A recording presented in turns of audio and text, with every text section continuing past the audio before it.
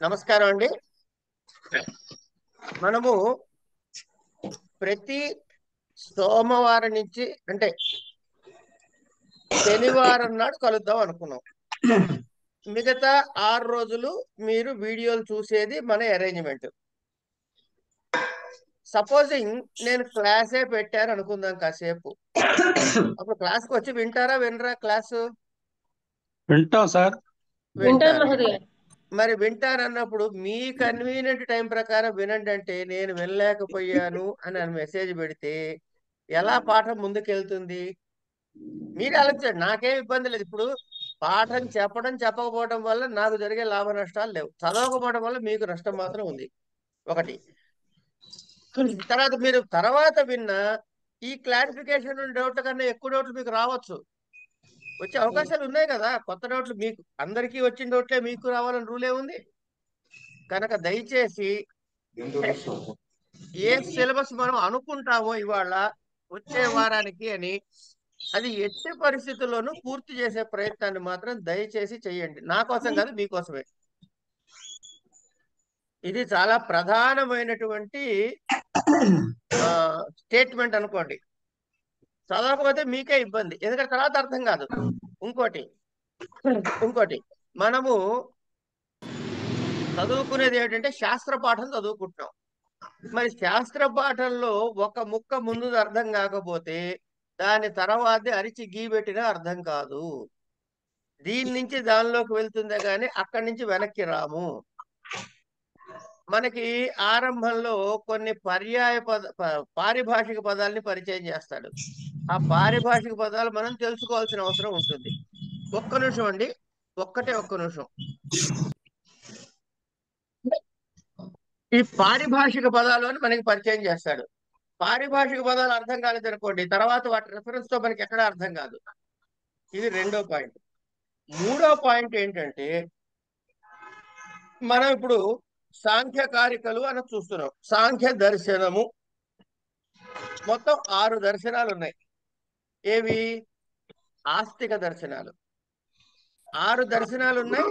నాస్తిక దర్శనాలు. ఈ నాస్తిక దర్శనాలు కాసేపు పక్కకు పెట్టండి, మన సంబంధం లేదు ప్రస్తుతానికి. ఆస్తిక దర్శనాల్లో ఉన్నటువంటి వాటిలో జంటలు జంటలుగా ఉంటాయని లాస్ట్ వీక్ చెప్పుకున్నాం మనం. కనుక ఈ సాంఖ్యకారికంలో ఉన్నది మీకు రేపు పొద్దున యోగ దర్శనంలో అవసరం వస్తుంది. యోగ దర్శనంలో సాంఖ్యంలో వచ్చింది మీకు మళ్ళీ వేదాంత సారంలో వస్తుంది.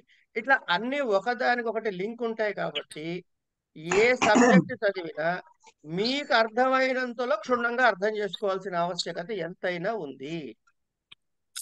కనుక నాకు కుదరలేదు, నేను వినలేదు అన్నది కుదరని వ్యవహారము. ఎట్టి పరిస్థితుల్లో అయినా కుదుర్చుకునైనా వినండి దయచేసి, లేకపోతే మీకే ఇబ్బంది, నాకే ఇబ్బంది లేదు. హ్యావింగ్ సెడ్ దట్ మచ్, అంత చెప్పేది. ఇంకా దాని మించి అంతకు మించి ఎక్కువ కోపడకూడదు. ఇది కోపడటం కాదు, రిక్వెస్ట్ మాత్రమే. ఇప్పుడు మీరు సాంఖ్యకారికల్లో మీకు వచ్చిన విన్నవాళ్ళు మీ మీ సంశయాల్ని ముందు చెప్పండి. ఏమైనా సంశయాలు ఉన్నాయా? మీరు విన్నటువంటి ఇంతే 5 వీడియోల వరకే. అండి, 5వ కారికలో ఆఖ్యాతము అనే పదాన్ని నాకు అర్థం కాలేదండి. ఓకే. ప్రతి విషయాధ్యవసాయో దృష్టం త్రివిధం అనుమానం ఆఖ్యాతం. ఆఖ్యాతము అనేది నాకు తెలియలేదండి. ఇంకా చెప్పబడింది అని. అలాగే 5వ కారికలోనేనండి. ఇప్పుడు మామూలుగా 3 రకాలు ఉన్నాయనుకున్నాం కదా, ప్రత్యక్షము, అనుమానము, ఆప్తవచనం అని. అది కాకుండా అదే దాంట్లో లింగం, లింగి అని కూడా ఇచ్చాడు. అది దేనికి సంబంధమో తెలియలేదండి. అంటే ఈ 3 కాకుండా అది ఇంకోట ఏంటో తెలియలేదండి. తర్వాత నాకు ఇంకొక సందేహం అండి. అదే దాంట్లో ఈ ప్రకృతి, కారణము, లింగం ఆ 3 ఒకటే కదండి. వికృతి, కార్యము, లింగి ఆ 3 ఒకటే నేను అర్థం చేసుకున్నాను. ఒక పని చేద్దాం అండి, మనం 1 నుంచి 17వ కారిక వరకు కదా మన సిలబస్ లో ఉన్నది. చెప్పండి లలిత గారు, అన్మ్యూట్ చేసి చెప్పాలి. నేను చెప్తా, ఒక పద్ధతి చెప్తా వినండి. మనము 17 కారికల వరకు మనకు ఉంది సిలబస్ లో ఇవాళ. మొదటి కారికలో డౌట్లు ఏమైనా ఉన్నాయా? ఒకటవ కారికలో దుఃఖాలు 3 రకాలని చెప్పారు కదండి.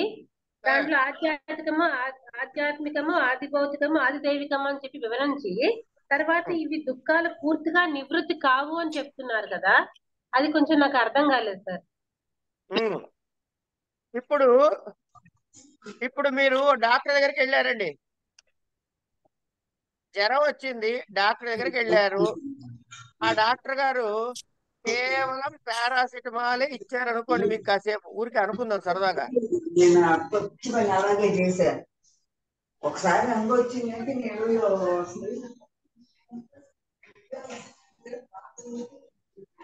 గెలాక్సీ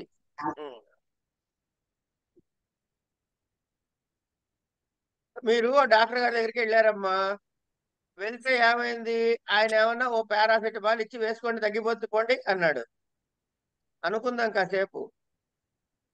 కానీ తగ్గట్లేదు. ఎందుకు తగ్గట్లేదంటే ఆయన యాంటీబయాటిక్ ఇవ్వాలి, అది ఇవ్వలేదు ఇంకా మీకు. అవునా కదా? ఒకటి అది ఇచ్చారండి, ఒళ్ళు నొప్పులు తగ్గాయి కానీ ఇంకా జలుబు కొంచెం ఉందండి అంటూ ఉంటాం అప్పుడప్పుడు.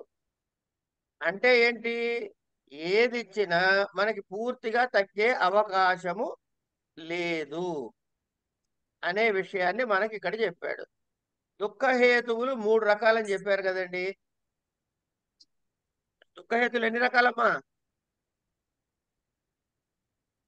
3 రకాలు. ఎన్ని రకాలు?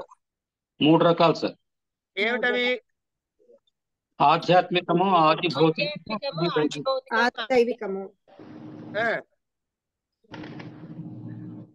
కనుక ఆధ్యాత్మికం అంటే ఏంటి? ఆత్మికము అంటే శరీర సంబంధమైనది. ఏమండి అంటే వాత పిత్త శ్లేష్మాలు అనే 3 ఉండి, మనసు అని 1 ఉండి, ఇవి ఆధ్యాత్మికము అనేటటువంటి రుగ్మతల కింద చెప్పుకుంటాం. ఈ ఆధ్యాత్మిక రుగ్మతల్లో మందు వేసుకుంటే పూర్తిగా తగ్గిపోవాలనే రూల్ ఉందా? లేదు కదా. సరే, మనసుకు వచ్చింది, ఏదో ఇష్టమైంది కోల్పోవటము, లేకపోతే అయిష్టమైంది రావటం వల్ల, ఇట్లాంటి కారణాల వల్ల మనకి దుఃఖం కలుగుతుంది.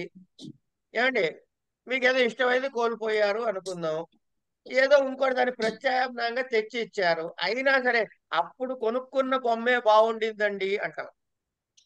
ఎందుకని దుఃఖం పూర్తిగా పోవట్లే కదా, పోతుందా? అట్లాగే ఆది భౌతికము. ఆది భౌతికం అంటే ఈ జరాయుజ అండజ స్వేదజ ఉద్భిజములతోటి ద్వారా కలిగే దుఃఖము. ఒకడికి కుక్కను చూస్తే చచ్చే భయం, ఒకడి కుక్కను చూస్తే చచ్చే ప్రేమ. మరి ఏంటి పరిస్థితి? ఇవన్నీ కూడాను మళ్ళీ ఆయా సందర్భోచితంగా నివారణోపాయాలు చెప్పినా పూర్తిగా మీకు పోతాయా? అవి పోవు. అలాగే ఆది దైవికము పూర్తిగా పోవు. అతివృష్టి, అనావృష్టి, పిడుగు పట్టం, ఇట్లాంటివన్నీ. వీటికి ఏం చేయాలయ్యా? యజ్ఞయాగాదులు చేయమని చెప్పారు.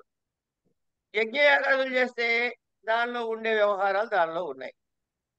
అంటే ఎందుకు పూర్తిగా పోనివ్వట్లేదు అంటే యజ్ఞయాగాదుల్లో కూడా కొన్ని చోట్ల అపవిత్రత అంటే పశుహింస చెప్పబడింది అన్నారు. తర్వాత ఈ యజ్ఞం చేస్తే మీకు పుణ్యం వచ్చింది, చటాకో 1/2 కిలోనో 30 కిలోనో పుణ్యం వచ్చింది. ఈ జీవితం వదిలేసిన తర్వాత ఏమవుతాడు? స్వర్గానికి పోతాడు. ఎందుకంటే స్వర్గం అడిగాడుగా వాడు.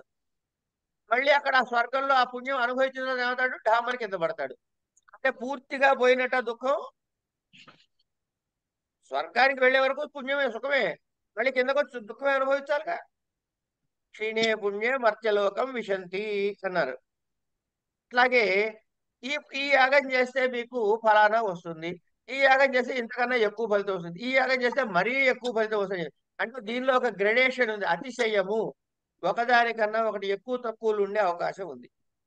ఏదో జ్యోతిష్ఠోమైన స్వర్గ కామో యజేత, వాజపేయేన స్వరాజ్య కామో యజేత, ఇట్లా రకరకాల మాటలు మనకు వినపడతాయి. అంటే మనకు కలిగే ఆనందంలో తరతమ భేదాలు ఉన్నాయి, తారతమ్యాలు చెప్పబడ్డాయి. మరి సంపూర్ణ దుఃఖం తొలగాలంటే ఏమిటి అంటే సాంఖ్య దర్శనం ఏం చెప్తుంటే ఈశ్వరుణ్ణి తెలుసుకుంటే చెబుతుంది అన్నారు. అది 1వ కారిక. నెక్స్ట్ 2వ కారికలో సంశయాలు ఏమైనా ఉన్నాయి. ఇది అయిపోయిందా? మహోదయ, ఇప్పుడు తన్మాత్రల నుంచి జ్ఞానేంద్రియాలు పుట్టాయండి. అయితే ఇప్పుడు ఈ కర్మేంద్రియాలు పంచభూతాలు కూడా తన్మాత్రల నుంచే పుడతాయండి. ఒక్క నిమిషం అమ్మా, మనం ఇప్పుడు ఏం చేస్తున్నాం అంటే కారిక 1 నుంచి 17 వరకు వస్తున్నాం వరుసలో. అవును. ఇప్పుడు మనం 1వ కారిక పూర్తి చేసుకున్నాం. 2వ కారికలో ఏమైనా సంశయాలు ఉన్నాయా? రెండో దాంట్లో సంశయాలు లేవు కానీ మహోదయ, కార్యము అంటే అవుట్పుట్ అనుకోవచ్చా మహోదయ? కార్యము అనుకోండి. కార్యము అంటే మీకు అవుట్పుట్ అనుకోవటం కన్నా ఇంకొక మంచి మాట చెప్తా. కాజ్ అండ్ ఎఫెక్ట్ అనుకోండి. కార్యము ఎఫెక్ట్, కాజ్ ఏమన్నా కారణము.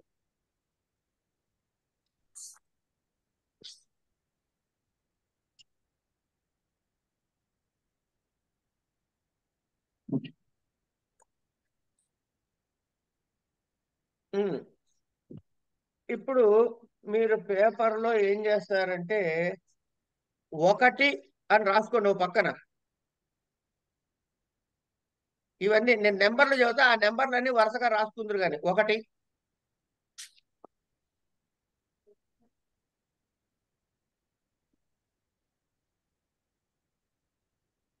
అంటే ఈ సాంఖ్యకారికల్లో మనం ఈ రోజు వరకు 17 చెప్పుకుంటున్నాం కాబట్టి ఈ 17లో ముఖ్యమైన కారికలు అసలు ఓపిక ఉండి చదువుకోగలిగితే రోజుకు ఒక్కసారి కనుక 50 కారికలు రోజుకు ఒకసారి లలితా సహస్రనామం చదివినట్టు చదివితే మీకు నెల రోజుల లోపల మొత్తం కారికలన్నీ నోటికి వస్తాయి.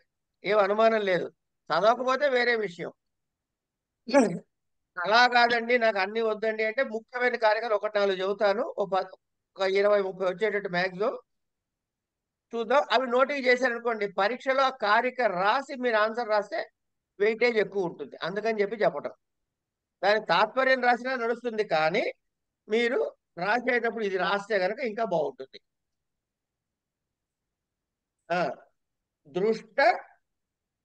దృష్టవత్ అనుశ్రావిక సహ్య విశుద్ధి క్షయాతిశయయుక్త తద్విపరీత శ్రేయాన్ వ్యక్తావ్యక్తజ్ఞ విజ్ఞానాత్.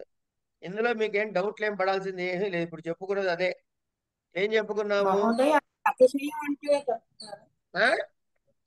అతిశయం మహోదయ, అతిశయయుక్త. అతిశయయుక్త అంటే ఒకదానికన్నా ఎక్కువ అని.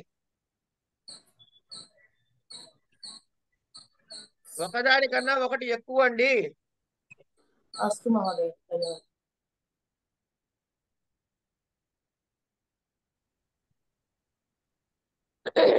మూడోది అండర్లైన్ చేసుకోండి. 3 కంపల్సరీ నోటికి వచ్చేయాలండి. 3వ కారిక కంపల్సరీ అందరికీ నోటికి వచ్చేయవలెను. ఎందుకంటే ఇది కీలకమైన కారిక. ఇది నోటికి వచ్చేస్తే మీకు సగం సబ్జెక్ట్ నోట్లో ఉన్నట్టే లెక్క. మిగతా చదవబోయే సబ్జెక్ట్ సగం సబ్జెక్ట్ ఇందులోనే ఉంది. మీకు స్ట్రక్చర్ ఏదైతే ఈ సాంఖ్య కారికల్లో తత్వాలు 25 చెబుతాడో అవన్నీ కూడా ఇక్కడ చెప్పేశాడు. ఏం చెప్పాడు? మూల ప్రకృతి అవికృతి అన్నాడు. అంటే మూల ప్రకృతి అన్నది అవికృతి. ఒకటి. రెండు మాటలు చెప్పుకుందామండి మనం. ప్రకృతి వికృతి. అమ్మా భాను గారు మీరు అన్మ్యూట్ చేయండి.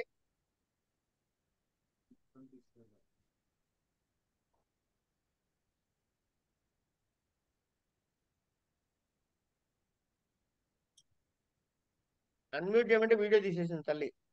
నేను అన్మ్యూట్ లోనే ఉన్నానండి. మరి ఇప్పుడు వచ్చింది. ఇప్పుడు మళ్ళీ మ్యూట్ అయింది. మాట్లాడండి. హలో, ఇప్పుడు నేను మాట్లాడుతున్నాను. ఇప్పుడు మళ్ళీ మ్యూట్ చేస్తున్నాను. వద్దు, అన్మ్యూట్ లోనే ఉండండి. వీడియో ఆన్ చేయండి. రైట్. మీకు 2 టర్మ్స్ ఇస్తా, ప్రకృతి వికృతి. కేవలం ప్రకృతి ఉండే అవకాశం ఉందా? వీటి కాంబినేషన్స్ చెప్పమంటే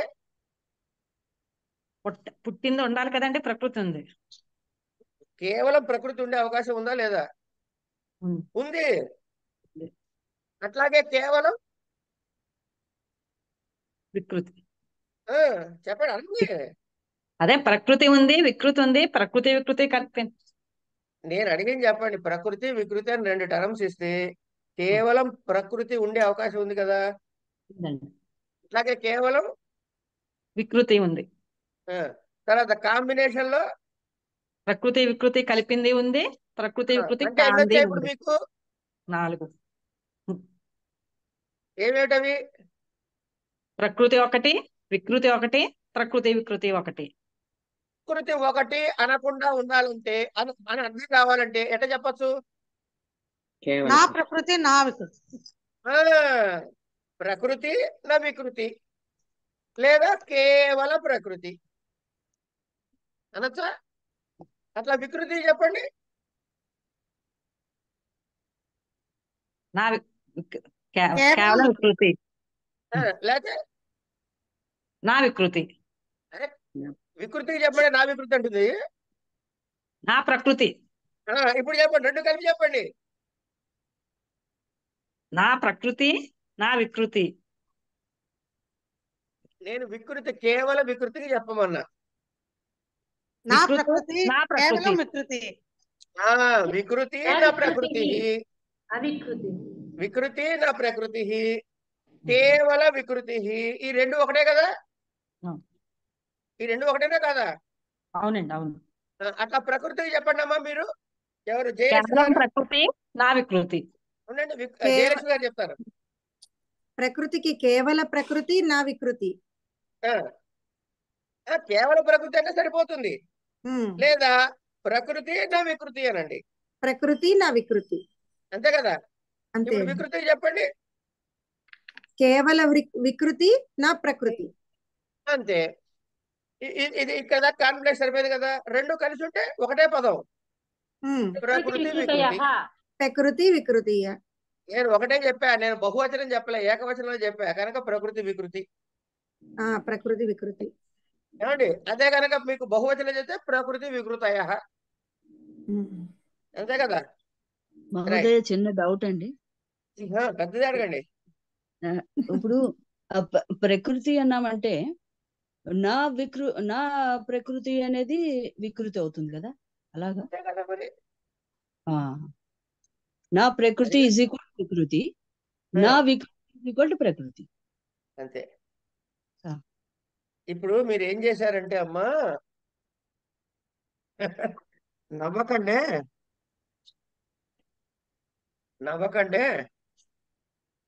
కందిపప్పు మినప్పప్పు పట్టుకొచ్చి షాపులో తెచ్చి అక్కడ పెట్టారు. ఆ పొట్లాలు 2 జరిగి కలిసిపోయినాయి. ఇప్పుడు ఈ గిన్నెలో కలిసిపోయింది ఏమిటి? కందిపప్పు మినపప్పు కలిసి ఉన్నదేనా? ఖాళీగా ఉన్న ఇంట్లో ఆయన్ని పిలిచి ఏరమంటే ఆయన పాప కందిపప్పు బద్దలు ఇట్లా సపరేట్, మినపప్పు బద్దలు ఇట్లా సపరేట్ చేస్తూ కూర్చున్నాడు. అప్పుడు ఈ పొట్ల ఇదేంటి రాసి ఏమిటంటే ఏం చెబుతాడు ఆయన పాపం? ఒకటి కందిపప్పు అయితే కందిపప్పు చెబుతాడు, లేకపోతే ఇదైతే ఇది చెబుతాడు. అవునా? కలిసిపోయిందా కలిసి చెబుతున్నారు. ప్రకృతి వికృతి కలిసిపోతే ప్రకృతి వికృతి, కేవలం వికృతి అంటే కేవలం వికృతి, కేవలం ప్రకృతి అయితే కేవలం ప్రకృతి. కేవలం ప్రకృతి అంటే కరెక్ట్ కాకుండా ఇంకో టైపులో ఎలా చెప్పాలయ్యా అంటే, Rama killed Ravana, Ravana was killed by Rama. రెండింటికి ఏమైనా తేడా ఉందా? ఏం లేదు కదా. అట్లాగే ఇది కూడా కేవల ప్రకృతి అన్నా అదే, ప్రకృతి నా వికృతి అన్నా అదే, కేవల వికృతి అన్నా అదే, వికృతి నా ప్రకృతి నా ప్రకృతి అన్నా అదే. కలిసి ఉంటే ప్రకృతి వికృతి. ఇప్పుడు ప్రశ్న ఏంటంటే, అది ప్రకృతి కాదు వికృతి కాదంటే ఏం చెప్పాలి? నా ప్రకృతి నా వికృతి. నా ప్రకృతి నా వికృతి అంటే ఎన్ని వచ్చాయి ఇప్పుడు మీకు? 4. ఇక కార్యము కార్యము, కారణము కార్యము అని 2 పదాలు మనం మాట్లాడుకుందాం. ఏమిటా పదాలు? కారణము కారణము కార్యము. కారణము కార్యము. కారణములోంచి కార్యము పుడుతుంది, కారణంలోంచి కార్యం పుడుతుంది. మనకు బాగా తెలిసిన ఉదాహరణ చెప్పుకుందాం. ఆవు అనుకోండి. ఆవుని పితికితే ఏమొస్తాయండి? పాలు. పాలు పాలు వస్తాయి. మన ఆవు దగ్గర ఆవు పైకి వెళ్ళొద్దు, మనం ఆవు మళ్ళీ ఇంకేం వద్దు, ఆవు అని ఫైనల్ అనుకుందాం కాసేపు మనం చెప్పుకునేందుకు. ఇక్కడ ఉదాహరణకి ఆవుని పితికితే ఏమొచ్చాయండి? పాలు పాలుని కాస్తే ఏమొచ్చిందండి? పాలు కాస్తే పాలు కాసి తోడేస్తే పెరుగు పెరుగుని చిలికితే వెన్న వస్తుంది. వెన్నం కరిగిస్తే నెయ్యి వస్తుంది. నెయ్యిని ఏమైనా చేయగలమా? రైట్. ఇప్పుడు పట్టుకోండి, ఆవుని ఏమందాం? ప్రకృతి.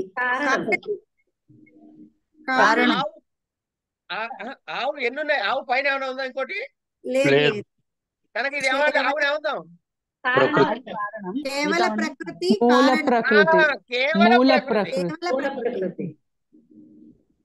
కేవల ప్రకృతి లేదా మూల ప్రకృతి? మూల ప్రకృతి. ఇంకోటి చెప్పండి. ప్రకృతి ప్రకృతి నా వికృతి ఏమవుతుందంటే నెయ్యి. రామచంద్ర, పాలు. నేను అది కాదండి, నేను ఆవు దగ్గర ఉంటే మీరు నెయ్యి దగ్గరికి వెళ్తే ఎట్లా తల్లి? ఆవుని చెప్పండి. ఆవు మూల ప్రకృతి అన్నారు, బాగుంది. ఆవు కేవల ప్రకృతి అన్నారు, బాగుంది. ఇంకొక పేరు చెప్పండి అన్నారు. అంతే చెప్పండి.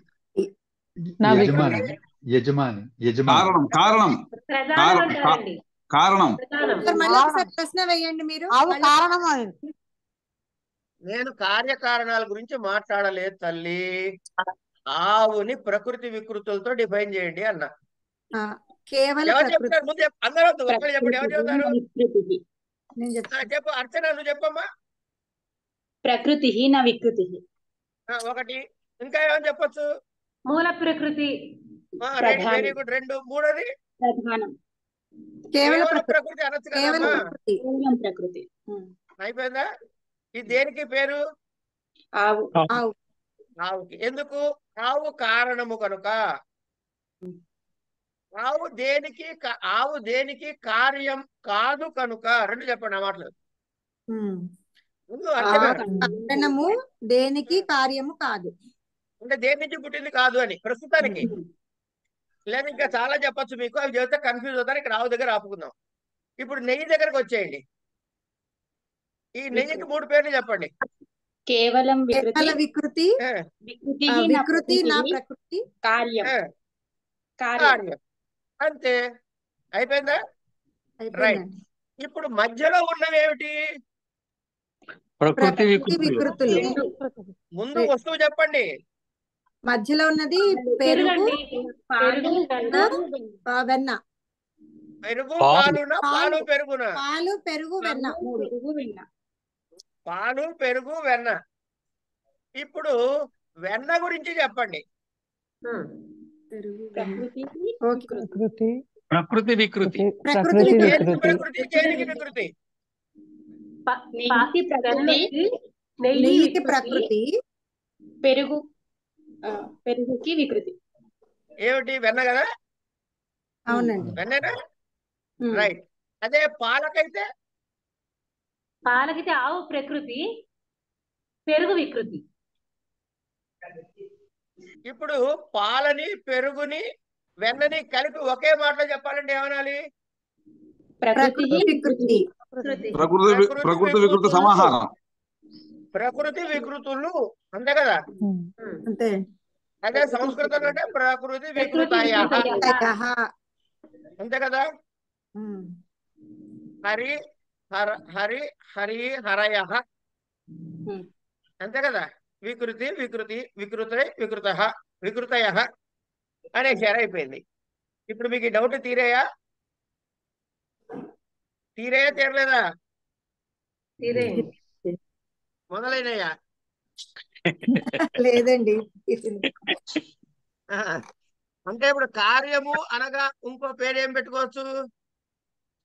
ప్రకృతి, మూల ప్రకృతి. కార్యం అంటే వికృతి. కార్యము అనగా ఏం పేరు పెట్టుకోవచ్చు? కార్యం అంటే వికృతి. ప్రకృతి వికృతి. కారణము అంటే ప్రకృతి. కారణం అంటే ప్రకృతి, కార్యము అంటే వికృతి. కార్యము కారణము రెండు కాంబినేషన్ ప్యాక్ ఉన్నట్లయితే ప్రకృతి కారణ వికృతి. కార్యములు. ప్రకృతి వికృతులు. ప్రకృతి వికృతులు. ఇవి రెండు కాకపోతే నా ప్రకృతి నా వికృతి. మళ్ళీ చెప్పారండి. మీకు ఏదో తెలియనట్టు అంటారు గారు, అన్ని తెలిసి నన్ను వాగించడానికి చెప్తున్నారు అనమాట. సరే సార్ మీ రికార్డింగ్ వింటే కనుక బాగా అర్థమవుతుందండి. కానీ వినట్లే కదా. లేకపోవడం అనేది మా అసక్తత అంతే. అవి నా అసక్తత అంటే పరీక్ష రాయడం వేస్ట్. ఎందుకంటే మీరు ఒప్పుకొని రాసే ఫీజు కట్టారు, నేను కట్టలే ఫీజు మీది. అవునండి. సరే, ఇప్పుడు ఆవు నుంచి మనం మాట్లాడుకున్నప్పుడు, ఆవు గురించి మాట్లాడుకున్నాం కదా. ఈ ఆవు గురించి మాట్లాడినప్పుడు మళ్ళీ ఒక్కసారి నెయ్యి వరకు అర్చన నువ్వు చెప్పమ్మా వరుస. ఆవు కేవలం ప్రకృతి. ఐటమ్స్ చెప్పేసి చాలు. ఆవు, పాలు, పెరుగు, వెన్న, నెయ్యి. ఇప్పుడు నేను కొంచెం తెలియక ఏమండి ఆవు, నెయ్యి, పెరుగు, పాలు అన్నాను, అనొచ్చా? అనకూడదు. ఎందుకు?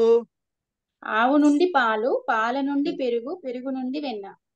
నేను కాదండి, నేను అన్ని కలిపి ఇట్లాగే అందలుచుకున్నా. నన్ను రైట్ చేయాలంటే నువ్వేం చేయాలి?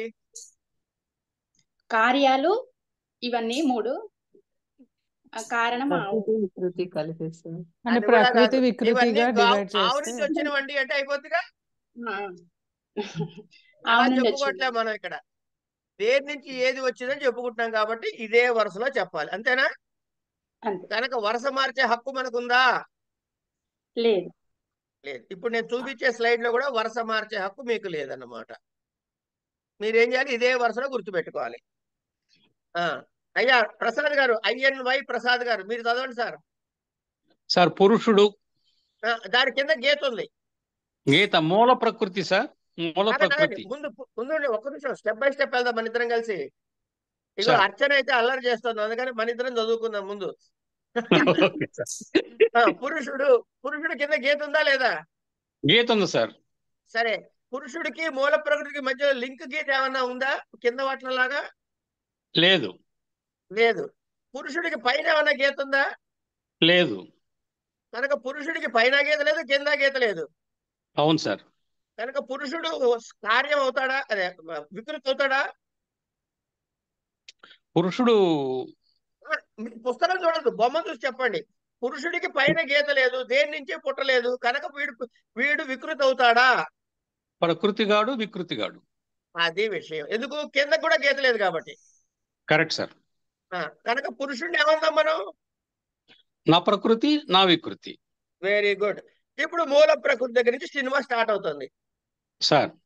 ఈ బొమ్మ బాగా అర్థమైతే సాంఖ్యకారికలు మొత్తం వచ్చేసినట్టేనండి సార్. రైట్. మూల ప్రకృతి అది చదవండి ఇప్పుడు. మూల ప్రకృతి, దానికి ఇంకో పేరేమిటి?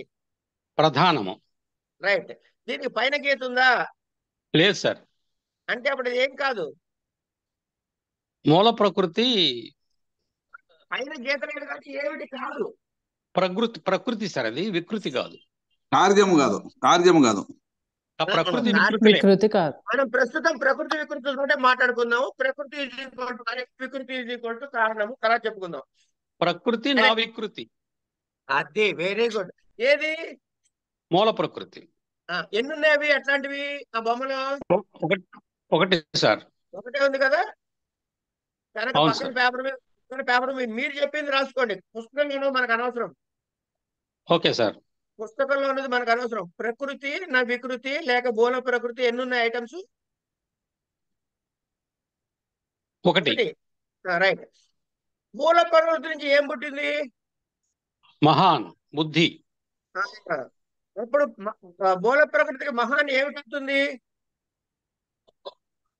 మూల ప్రకృతి మహాను వికృతి. Very good. మహానికి ప్రకృతి ఏమిటి? ప్రకృతి సార్. మూల ప్రకృతి అండి. మూల ప్రకృతి. రైట్. ఈ మహాన్ నుంచి ఏమన్నా పుట్టిందా? మహాన్ నుంచి అహంకారం పుట్టింది సార్. ఇప్పుడు అహంకారాన్ని పట్టుకు చెప్పండి. అహంకారం ఏమిటి? అహంకారం ప్రకృతి వికృతి. అది తర్వాత చదువు కానీ ముందు అహంకారం మహానికి ఏమిటి? వికృతి సార్. అహంకారం నుంచి ఏమన్నా పుట్టాయా రండి చాలు కాసేపు. అహంకారం నుంచి పుట్టాయి సార్. పుడితే అప్పుడు అహంకారం ఏమిటో ఉంది? అహంకారం ప్రకృతి అవుతుంది సార్. Very good. అంటే ఇప్పుడు అహంకారాన్ని ఏమని పిలవచ్చు? మహాన్ని అహంకారాన్ని ఏమని పిలవచ్చు? ప్రకృతి వికృతి. అంతే. తర్వాత ఇప్పుడు అహంకారం నుంచి ఏమేమి పుట్టాయి? తన్మాత్రలు. వరుసగా 5 ఇస్తే 4 ఇస్తే తన్మాత్రలు ఒకటే చదువుతారు ఏంటండి? పంచ కర్మేంద్రియాలు, పంచ జ్ఞానేంద్రియాలు, తన్మాత్రలు, మనస్సు. అంటే అక్కడ ఉన్న ఆర్డర్లో చదవకూడదని ఏమైనా నిర్ణయమా? అంటే అహంకారం కింద తన్మాత్రల లైన్ ఉంటే అదే ఒకటే అనుకున్నాను సార్, అంతకనే లేదు. ఒకటేనండి. ఇప్పుడు చెప్పండి. అహంకారం ప్రకృతి అయితే వికృతులు పంచ జ్ఞానేంద్రియాలు, పంచ కర్మేంద్రియాలు, తన్మాత్రలు పంచ తన్మాత్రలు, మనస్సు వెరసి 16. అహంకారం నుంచి ఎన్ని పుట్టాయి?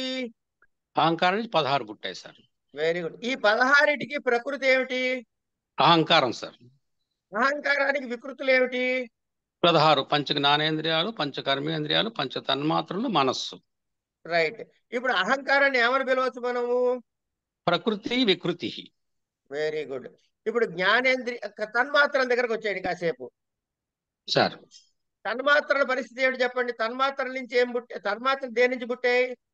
తన్మాత్రలకి అహంకారం ప్రకృతి, తన్మాత్రలకి వికృతి మహాభూతములు, పంచమహాభూతములు. Very good. అయిపోయిందండి సార్. అంటే ఇప్పుడు ఈ తన్మాత్రలను ఏమని పిలవచ్చు? తన్మాత్రలు ప్రకృతి వికృతులు. ప్రకృతి వికృతి. రైట్. ఇప్పుడు ఈ జ్ఞానేంద్రియాలకి పుట్టిన దేని నుంచి? అహంకారం నుంచి. కర్మేంద్రియాలు పుట్టినవి దేని నుంచి? అహంకారం నుంచి. మనసు పుట్టిన దేని నుంచి? అహంకారం నుంచి.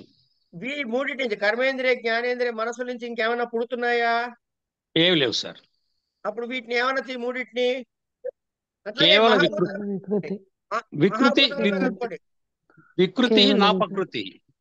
ఇంకా ఏమనొచ్చు? కేవల కర్మలు. కేవల వికృతి. కేవల వికృతి. లేదా కేవల కార్యములు. కేవల కార్యములు. ఒక్క నిమిషం వస్తున్నా, మీ దగ్గరకు వస్తా. వచ్చాయండి. రైట్. ఇప్పుడు చెప్పండి, మళ్ళీ నేను చెబుతున్నా. జ్ఞానేంద్రియములు, కర్మేంద్రియములు, పంచ మహాభూతములు, మనస్సు, వీటి నుంచి ఏవైనా పుడుతున్నాయా? ఏమీ పుట్టట్లేదు సార్. రైట్. వీటిని ఏమందాము? కేవల వికృతులు, కేవల కార్యములు. ఇంకా ఆపేద్దాం. వికృతి నా ప్రకృతి. వికృతి నా ప్రకృతి.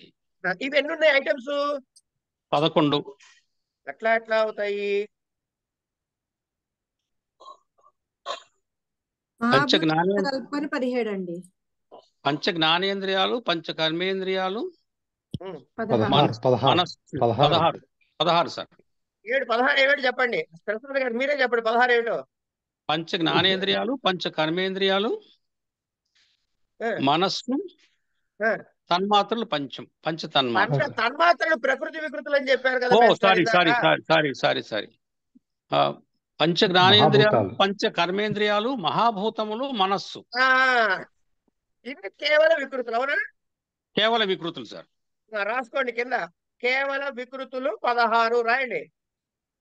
కేవల వికృతులు.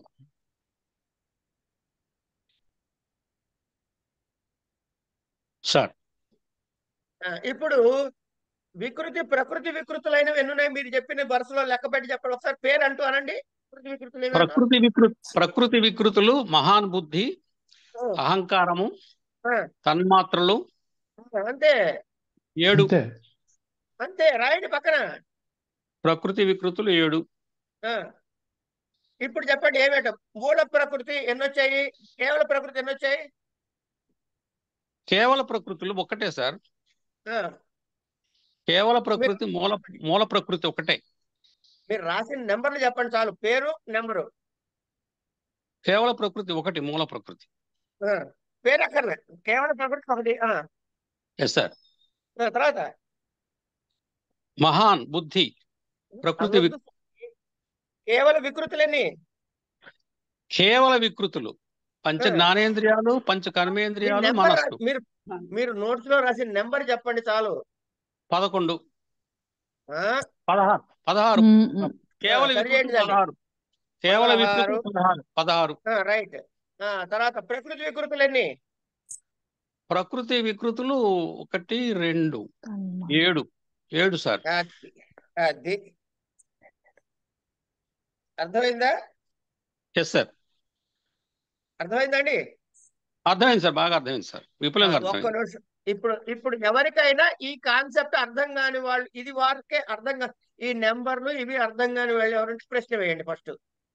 సార్ అహంకారం అంటే ఎలా అర్థం చేసుకోవాలి సార్? బుద్ధి అంటే ఇవన్నీ అర్థం తర్వాత అవుతుంది. చెప్దామా. అహంకారం అంటే ఏమిటో తర్వాత అర్థం చేసుకుందాం. ఇప్పుడు బిసిబేళా బాత్ అంటే ఏమర్థమైంది అంటే ఏం కాదు, తర్వాత చెబుతా సాంబార్ అన్నం అని. ముందు చెప్పు. కానీ ఈ నెంబర్లు అర్థమైనాయా కాలేదా? సార్ ఈ టేబుల్ వేయటం వలన క్లియర్ గా అర్థమైంది సార్ మాకు. ఈ టేబుల్ వేయటం వలన శ్లోకాన్ని టేబుల్ రూపంలో మార్చడం వలన చాలా క్లియర్ గా అర్థమైంది సార్. అంటే పొరపాటున ఏం అనుకోకండి, ఇట్లా చెబుతున్నానని. చూసిన వీడియోలో కూడా ఈ టేబుల్ ఉందండి, మీరు చూడలేదు, అంతే తేడా. చూశాను సార్, చూశాను. ఓకే, చదివా, విన్నాను సార్. అదే ప్రకృతి అక్కడ కూడా బహుశా ఇలాగే చెప్పుంటా. అవును, ఇట్లాగే చెప్పారు సార్. మహోదయ, అయితే అమ్మా చెప్పండి. ఈ తన్మాత్రలు వాక్ పాణి కర్మేంద్రియాలు వాక్ పాణి పాద పాయు ఉపస్థ ఉన్నాయి కదా, అవి కొంచెం వాటి వివరం చెప్తారా మహోదయ? అన్ని చెప్పుకుందాం. మనం ఇప్పుడు ఎక్కడున్నాం? కోటిలో ఉన్నాం, ఇంకా సికింద్రాబాద్ మెట్రోకి రాలే. వెళ్దాం, ముందు కోటిలో బయలుదేరదాం. ఎందుకంటే అమ్మా ఈ కారిక చాలా ప్రధానమైన కారిక. లేకపోతే ఇంతసేపు చెప్పుకోకర్లేదు, దీన్ని టకటక ముందుకు వెళ్ళిపోవచ్చు. రివిజన్ క్లాసులో ఇంతసేపు చెప్పుకోకూడదు, కానీ ఇది చాలా కీలకమైన కారిక కాబట్టి చెబుతున్నా. 3వ కారిక తీయండి ఇప్పుడు.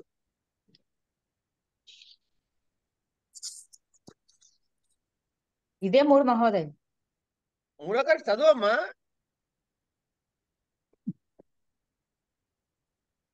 మూల ప్రకృతి వికృతి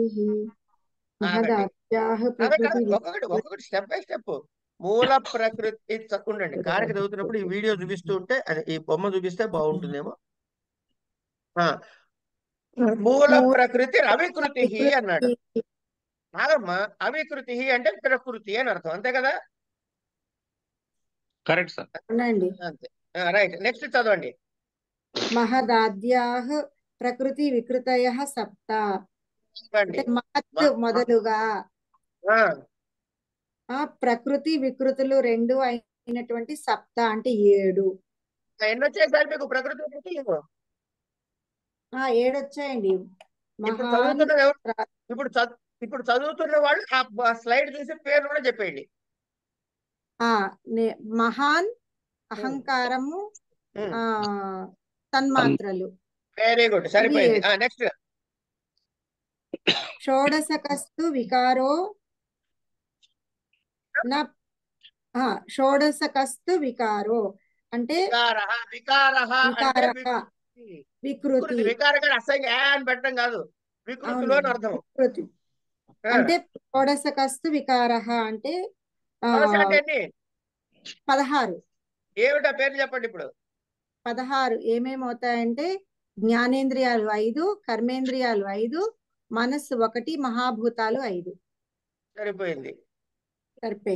ఇప్పుడు ఆ గీత కొట్టుకుని పైన కూర్చున్న వాడి పేరు చెప్పండి. పురుషుడు. నా ప్రకృతిర్న వికృతి పురుషః అంటే పురుషుడు. ఇది ప్రకృతి కాదు, వికృతి కాదు. అయిపోయిందా? అయిపోయిందండి. అమ్మయ్యా, నేను కూడా ఒక కారిక మీకు చెప్పగలిగానమ్మా. వీడియోలో కూడా ఇలా అని చెప్పారండి.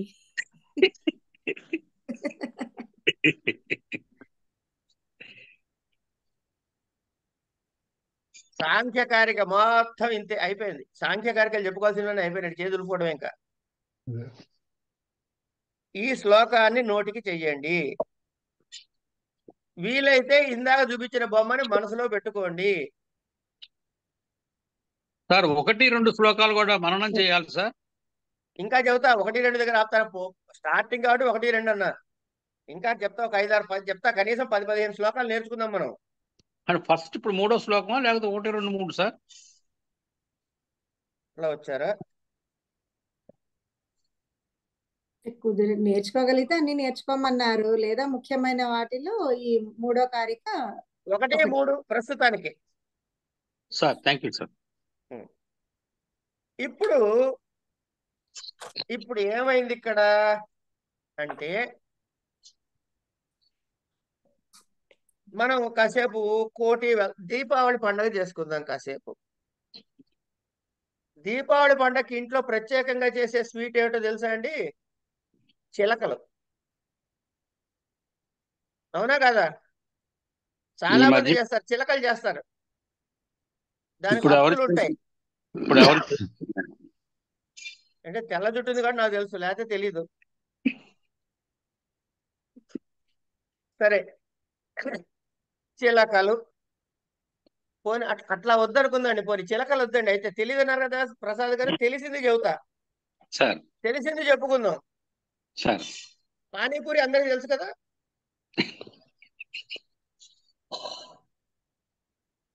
తెలుసు తెలీదా?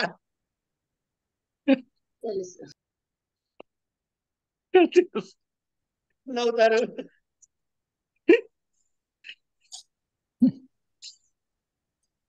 సమోసా తెలుసా తెలీదండి? తెలుసు సార్. షుగర్ పేషెంట్లు ఎక్కువ ఏది పడితే అది తినకూడదు కనుక పుల్కాలు తినొచ్చా? తినొచ్చు. కొంతమందికి బాగా కాల్చిన చపాతీలు ఇష్టం, తినొచ్చా? తినొచ్చు. ఇప్పుడు ఏమేమి తినొచ్చు అని చెప్పుకున్నాం, పేర్లు చెప్పండి ఐటమ్స్. పుల్కా, చపాతి, సమోసా. పానీపూరి. ఇన్ని పేర్లు చెప్పారు కదా మీరు. నన్ను అడిగితే ఏం తింటున్నారా నాయన అంటే నేను గోధుమ పిండి తింటున్నా అని అనుకోండి. అబద్ధం చెప్పినట్ట నిజం చెప్పినట్ట? నా సత్యం నా అసత్యం అలా వద్దు, ఏదో ఒకటి తేల్చి చెప్పండి. ఇది నేను నిజం చెప్పానా అబద్ధం చెప్పానా అని అడిగా. మూల పదార్థం. మరి మీరేమో చపాతీ అంటారు, పుల్కా అంటారు, సమోసా అంటారు, నేనేమన్నా గోధుమ పిండి అంటున్నా. ఏది కరెక్ట్ అంటే నిజం చెప్పండి, ఏది కరెక్ట్? కారకమేమో గోధుమ పిండి, కారకమేమో ఇది. ఈ 3 ఐటమ్స్. గోధుమ పిండి అన్నిట్లో వ్యాపించింది. అలా కాదమ్మా, అంటే ఇట్లా కాదు. గోధుమ పిండికి ఒక వికారాన్ని కలిగిస్తే, ఇలా ఒత్తి వికారాన్ని కలిగిస్తే చపాతీ అన్నారు, ఇలా ఉండదుడితే సమోసా అన్నారు, ఇంత ముక్క చేస్తే పానీపూరి అన్నారు. ఇవన్నీ మీరు పెట్టిన పేర్లే తప్ప పేరెందుకు పెట్టారండి? పేరెందుకు పెట్టారు అంటే దానికి ఒక రూపం ఉంది కాబట్టి. మీరు గమనించండి, దానికి ఒక రూపం ఉంది కాబట్టి దానికి ఒక పేరు పెట్టారు. కానీ రూపంలోనూ నామంలోనూ తీసేస్తే అందులో ఉన్నదేమిటి? మూల పదార్థం ఒకటే. మనం గోధుమ పిండి దగ్గర ఉందామమ్మా, మన మూల ప్రకృతి జోలు మనకెందుకు? చిన్న చేస్తే పానీపూరి అన్నారు, ఇలా యూ షేప్ లో కోన్ షేప్ లో చేస్తే సమోసా అన్నారు, ఇలా ఒత్తితే చపాతీ అన్నారు, నిప్పుల మీద కలిస్తే పుల్కా అన్నారు. కానీ అంటే రూపాన్ని బట్టి నామం వచ్చింది. ఈ నామరూపాలు నిత్యమా అనిత్యమా? అనిత్యమేనండి. అందులో ఉన్న నిత్య పదార్థం ఏమిటి? గోధుమ పిండి. తెలిసిపోయింది కదా? కనుక ఇప్పుడు నేనెవడిని అంటే, నా పేరు అనంతకృష్ణ అండి, నేను మా నాన్నగారి పేరు ఫలానా అండి, మా అమ్మ నువ్వు అనంతకృష్ణ ఒకటరా అని ఎవడన్నా గల్లా పట్టుకు అడిగాడు అనుకోండి, కాదండి నేను పరమాత్మను అనాలి. అంటే ఈ నేమ్ అండ్ ఫార్మ్ ని బట్టి, నేమ్ అండ్ ఫార్మ్ నామ రూపములని బట్టి పేర్లు బొట్లు పెడుతున్నాం కానీ it is different and beyond this. ఇది కరెక్టా కాదా? Correct sir. గోధుమ పిండి ఏమిటంటే పరమాత్మ. పానీపూరి ఎవడంటే చిన్నవాడిని కాబట్టి అనంతకృష్ణ, పెద్దవారు కాబట్టి మా సారు. ఇట్లా అందరం పెట్టుకుందాం పేర్లు. ఒకటి, ఈ ఫారం అనంతకృష్ణ అనే ఫారం కానీ ఇంకే ఫారం అయినా కానీ పర్మనెంటా? కాదు. ఏదో 1957 బిఫోర్ ఈ మోడల్ కార్ లేదు. సరే 100 ఏళ్ళు బతుకుదామని అనేసుకుంటే 2057, అంత పిచ్చి ఆశ అనమాట, అంత ఉండం. కానీ 2057 వరకు వేసుకుంటే ఏమిటి తర్వాత మళ్ళీ ఈ ఫారం ఉండదు. Yes or no? Yes. Yes or no అంటే ఎస్ అన్నారు కదా. ఆ. ఇప్పుడు నేను ఎందుకు పుట్టా? ఇప్పుడు నేను ఎందుకు నేను ఎందుకు పుట్టా, మీరు ఎందుకు పుట్టారు అంటే మనము చేసుకున్నటువంటి పురాకృత ప్రారంభ కర్మలను అనుభవించడానికి పుట్టాం. సో నా బర్త్ కి కారణం ఏంటండి? ప్రారంభ కర్మ. నేను ఎంతకాలం బతుకుంటానండి? ప్రారంభ పట్టి. వండర్ఫుల్ అర్చన, తెలియకపోయినా కరెక్ట్ ఆన్సర్ చెప్పావు. 100% కరెక్ట్. ఎవడు ప్రారంధాన్ని అనుభవించటానికి వచ్చాడో ఆ ప్రారంధం అనుభవించడానికి కాబట్టి పుట్టాలి, ఆ ప్రారంధం అనుభవించాలి, ఆ అనుభవించడానికి టైం పడుతుంది కాబట్టి వాడికి ఒక లెంత్ ఆఫ్ టైం ఇచ్చాడు జీవితము. దీన్ని శాస్త్రీయ పరిభాషలో జాత ఆయుర్భోగములు అంటారు. లలిత గారు మీ దగ్గర రీసౌండ్ వస్తుందమ్మా. జాతాయుర్భోగములు అంటారు. ఈ మాట అర్థమైందా? వినేసి వదిలేసేయండి, ఇవన్నీ హరికథ కాలక్షేపం, వినేసి వదిలేండి. సో నా భర్తకి కారణం ఏంటంటే నా ప్రారంభం. నా డెత్ కి కారణం ఏంటి అంటే నేను తెచ్చుకున్న ప్రారంభం అనుభవించేశాను అని కన్ఫర్మేషన్. కానీ మళ్ళీ ఈ జన్మలో కూడా కొన్ని చటాకో 30 కిలోనో 1/2 కిలోనో పుణ్యమో పాపో చేశాగా కనుక మళ్ళీ నేనేం చేయాలి? మళ్ళీ అందుకే శంకర భగవత్వారు చెప్పాడు, పునరపి జననం పునరపి మననం పునరపి జనని జఠరే శయనం ఇహ సంసారే బహుదుస్సారే కృపయాపారే పాహి మురారే అన్నాడు. కనుక ఇది ఈ సీక్వెన్స్. ఇప్పుడు చెప్పండి, is Anantakrishna true or false? False. నీకు కనపడట్లేదా? నేను బోడిగుండేసు కనపడట్లేదా? బొట్టెట్టు కనపడట్లేదా? రంగు చొక్కాసు కనపడట్లేదా? కనపడితే ఫాల్స్ అంటారు ఏంటండి? కానీ నిమిత్త మాత్రులు కదా. కాదు, అలా ఇంకో వర్డ్ చెప్తా మీకు. ఇప్పుడు ఇంకో వర్డ్ ఇంట్రడ్యూస్ చేస్తా. Name and form are not permanent, నిత్యము కాదు. కానీ నేమ్ అండ్ ఫారం రావటానికి ఒక కారణం ఉంది, అది నిత్యము. గోధుమ పిండి లేకుండా పానీపూరి ఎవడైనా చేస్తాడా? గోధుమ పిండి లేకుండా చపాతీ చేస్తాడా? గోధుమ పిండి లేకుండా సమోసా కొట్టం చేస్తాడా? గోధుమ పిండి లేకుండా పుల్కాలు చేస్తాడా? చెయ్యడు. There ends story.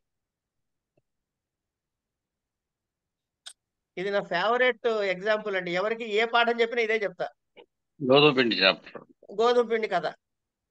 ఎందుకు అంటే 1-2 పాఠాలు నాకు వింటే అరే గోధుమ పిండి సార్ వచ్చారని పేరు పెట్టచ్చు నాకు కావాలంటే. స్కూళ్ళలో పెట్టుకునే వాళ్ళం కదా. ఎనీవే, 3వ తారీఖు అర్థమైందా? అర్థమైంది సార్.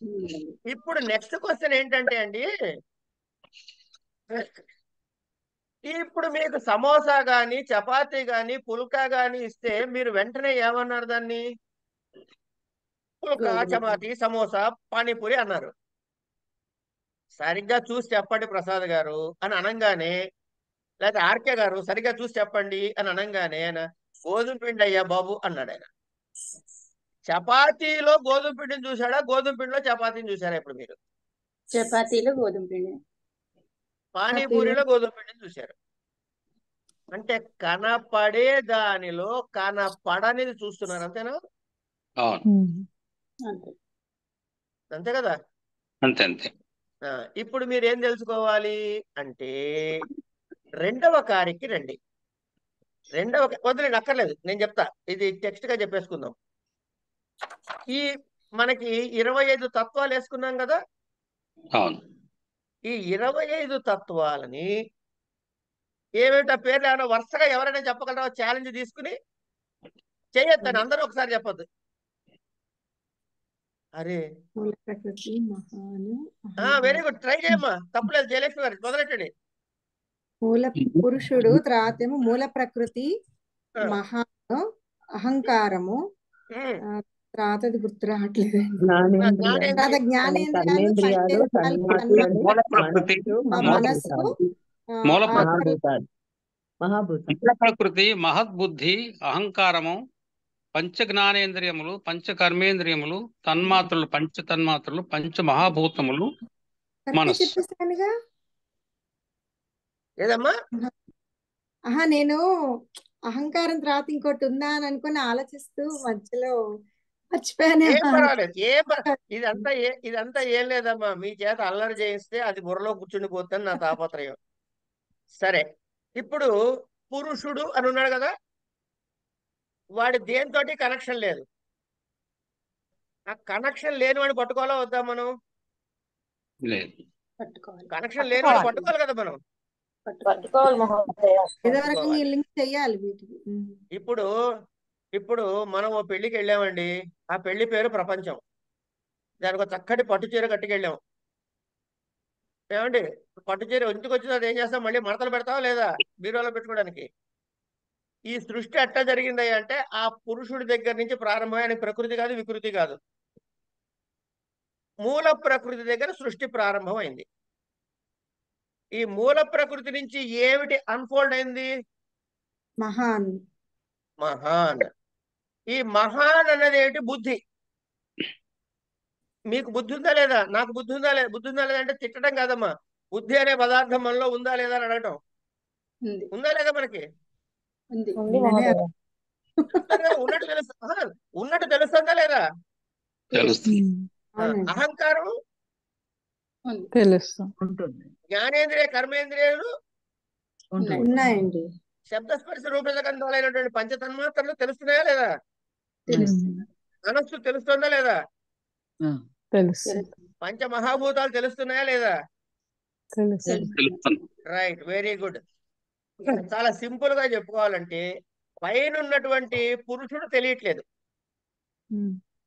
మూల ప్రకృతి తెలియట్లేదు, మిగతావన్నీ తెలుస్తున్నాయి. ఎందుకు తెలుస్తున్నాయండి? అవి ప్రకటమైనవి కాబట్టి. వ్యక్త. Very good. కనుక ఇవి వ్యక్తములు అన్నారు. మూల ప్రకృతిని ఏమన్నావు? ఉంది కానీ తెలియట్లేదు. అవ్యక్తము. వీటి ద్వారా ఏంటి తెలుసుకోవాలి మనం? పురుష. కనుక కింద నుంచి పైకి చెప్తే అవ్యక్తము, వ్యక్తము, జ్ఞా అన్నాం. అవ్యక్తము జ్ఞానము కదండి. పోనీ ఏదైనా అన్నమ్మా, వ్యక్త వ్యక్త జ్ఞా అంటే సంధి చేయడం తేలిగ్గా ఉంటుంది అంటే పెట్టారు, అంత మించి ఇంకేం లేదు. అర్థమైందా? మడతలు కింద నుంచి పైకి వేస్తే ముందేం మడతేయాలి? వ్యక్తాలు మడతేస్తాం. ఓకే, సరే. ఇప్పుడు వద్దాం, అక్కడ కూడా వద్దాం. పోయి చూసుకోవాలి నేను. ఎనీవే, ఒక 10 నిమిషాలు అటు ఇటు ఇబ్బంది లేదుగా మీ ఎవరికి? ఏం లేదు సార్. రైట్, నేను 10 లోపలే పూర్తి చేస్తాను ఎట్టి పరిస్థితుల్లో అనుకున్నట్టుగానే. ఇప్పుడు అవ్యక్తము అన్నాం. ఎక్కడ దాకా వ్యక్తము అని ఎక్కడ దాకా చెప్పుకున్నావు? పంచ మహాభూతాల దగ్గర నుంచి మనస్సు మహాన్ వరకు, బుద్ధి వరకు. వెరీ గుడ్, మహాన్ వరకు. ఏమండి, తర్వాత అవ్యక్తం అని ఎన్ని చెప్పుకున్నావు? మూల ప్రకృతి ఒకటి. తెలుసుకోవాల్సింది ఏమిటి? దానికి జ్ఞానం వేటు పెట్టండి. పురుషుడిని జ్ఞా అని ఎవరన్నారు ఇప్పుడు? నేను అన్నానండి, ఇంకెవరో కూడా అన్నారు. మీరు అన్నట్టు సార్, మీరు ఒక్కళ్ళే జ్ఞా అనండి. జ్ఞా సరిపోయింది. ఓకే, ఇంకెవరన్నారు? అర్చన నువ్వు అనమ్మా ఒకసారి. రైట్. భాను గారు, అదే రేవతి గారు. రైట్. ఎవరో జ్ఞా అన్నట్టు వినపడింది, అందుకని అడిగా.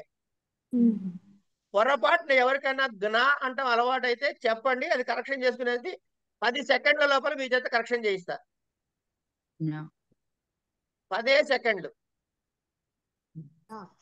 ఓకే, అది వదిలేద్దాం కాసేపు. అంటే ఇప్పుడు మనము ఈ తత్వాలు ఎన్నండి? 25.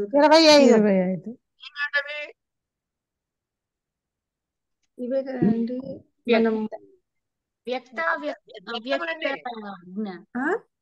వ్యక్తములు ఎన్ని? 23.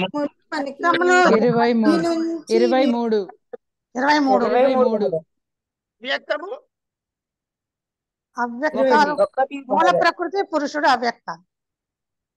మూల ప్రకృతి ఒక్కటే అవ్యక్తం. అవ్యక్తము. పురుషుడు జ్ఞ, తెలుసుకోదగ్గవాడు. తెలుసు. ఈ గోలంతా దేనికంటే వాడిని తెలుసుకోవడం కోసం, అందుకని వాడు జ్ఞ. వ్యక్తములు ఎన్ని అవుతాయండి? చెప్పండి మీరే, నాకు తెలియదు, నేను చదువుకోవట్లే, నేను ఫీజు కూడా వ్యక్తములు కట్టలే. 23. వ్యక్తములు 23.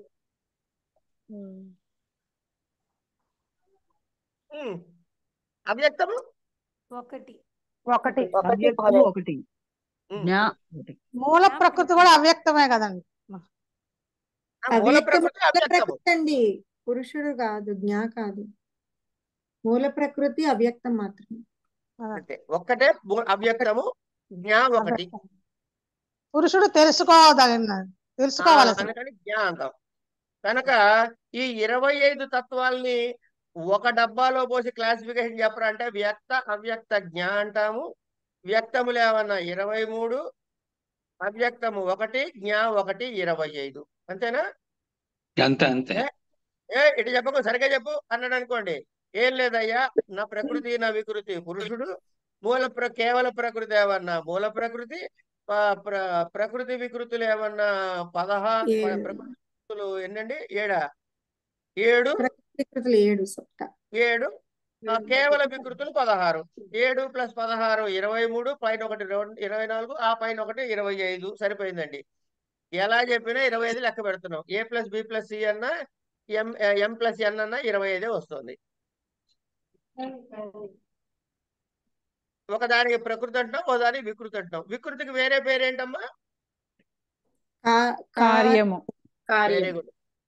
కారణము అంటే ప్రకృతి. రైట్. ఇప్పుడు మనం చీర మడతేద్దాం.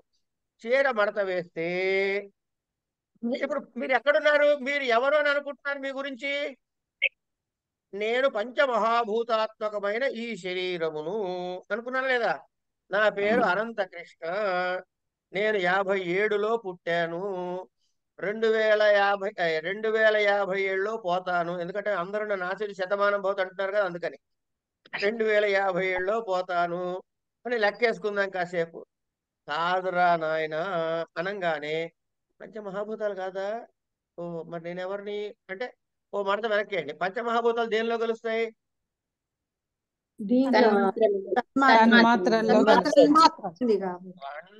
వండర్ఫుల్. ఈ పంచ తన్మాత్రలతో పాటు ఇంకా ఆ లైన్ లో ఇంకేమైనా ఉన్నాయా? అంటే జ్ఞానేంద్రియాలు, కర్మేంద్రియాలు, మనస్సు. ఇవి ఎందులో కలుస్తాయి? ఇవి వీళ్ళ అహంకారంలో కలుస్తాయి. అహంకారం ఎక్కడ కలుస్తుంది? మహాన్ బుద్ధి. మహానులు ఎక్కడ కలుస్తుంది? మూల ప్రకృతి. ఇప్పుడు ఒక ప్రశ్న, ఇక్కడ బ్రేక్ వేసి కామా పెట్టి ఒక ప్రశ్న వేసుకుందాం. మూల ప్రకృతిలో పంచమహాభూతాలు ఉన్నాయా లేవా? ఉన్నాయి కదండి. ఉన్నాయి. Very good. మనసులో మనసు మూల ప్రకృతిలో ఉందా లేదా? ఇప్పుడు నేను మడతలు వేసుకుంటూ అహంకారం దగ్గర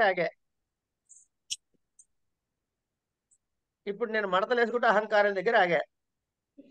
ఇప్పుడు చెప్పండి, మహాన్ అంటే బుద్ధిలో పంచమహాభూతాలు ఉన్నాయా లేవా? ఉన్నాయి. రేవతి గారు అడ్డంగా ఊపుతున్నారు. ఉన్నాయి సార్. వేసినా వేయకపోయినా ఉన్నాయమ్మా, అందులోంచగా పుట్టాయి. అవును, అర్థమైందా? అది విషయం. ఇంతవరకు క్లియర్ గా అర్థమైంది కదా సార్? తన్మాత్రలు అంటే ఏంటి సార్? శబ్ద స్పర్శ రూప రస గంధాలని తన్మాత్రలు అంటారు. చెప్తా, వాటి జోలికి కూడా వస్తా. అవన్నీ వస్తాయండి మనకి, వరుసగా అన్ని వస్తాయి. ఇప్పుడు నెక్స్ట్ పాయింట్ ఏంటంటే మీ చేతిలో పూరీ పెడితే దీన్ని గోధుమ పిండిగా చూడడం రావాలి అంటే ఇది పూరీ కాదని తెలుసుకోవాలి కదా. ఇది చపాతీ తెలుసుకోవాలి కదా. కనుక ఉన్న దానికన్నా భిన్నమైనది దర్శించడం నేర్చుకోవాలి కదా. అప్పుడు కనపడుతున్న పూరీని పట్టుకుని చపాతీని పట్టుకుని ఇది గోధుమ పిండి అంటావేంట్రా అని ఎవడైనా అంటే వాడికి మీరు సాక్ష్యం చెప్పాలా వద్దా? చెప్పాలి. ఒక ప్రూఫ్ చెప్పాలా వద్దా? చెప్పాలి. ప్రూఫ్ ని ఇంగ్లీష్ లో ప్రూఫ్ అన్నాం, తెలుగులో సంస్కృతంలో ప్రమాణము అంటున్నాం. ప్రమాణం కనుక లక్షణము ప్రమాణము అంటే అవునండి, అక్కడికి వెళ్దాం, నెంబర్ తర్వాత మాట్లాడుకుందాం. ఈ ప్రమాణము అనే ఐటము దేనికిరా అంటే ఒక అసత్యమైన దానిలోంచి సత్యాన్ని చూడటానికి. అంతేనా? అంతే. ఒక పంచమహాభూతాల్లో పురుషుడిని చూడటానికి. ఇంతవరకు క్లియరా? క్లియర్. ఏంటండి అసత్యమైన దాని నుంచి సత్యాన్ని చూడటం. వీటిలో పురుషుణ్ణి చూడటాను. అంటే పూరిలో గోధుమ పిండిని ఎలా చూస్తామో అంతే కదండి. చూసారా, మీకు పూరి గుర్తుంటే మొత్తం సినిమా గుర్తుండి. వంటింట్లోంచే చదువు అంతా ఉందమ్మా. మనం ఏం చదువుకున్నా వంటింట్లో చదువుకోవచ్చు. అంటే అసత్యమైన దాని నుంచి సత్యం చూడడము అని అంటే, ఇప్పుడు పూరి అనేది అసత్యం అన్నారు, దాంట్లో ఉండే గోధుమ పిండి అనేది సత్యమైనది. అంటే దీనికి ఎట్లా చెబుతావయ్యా అంటే, శాస్త్రం 6 ప్రమాణాలు చెప్పింది. సార్ మీరు పుస్తకం సరిగ్గా చూసి చెప్పండి, 3 ఉన్నాయి అని అనకండి.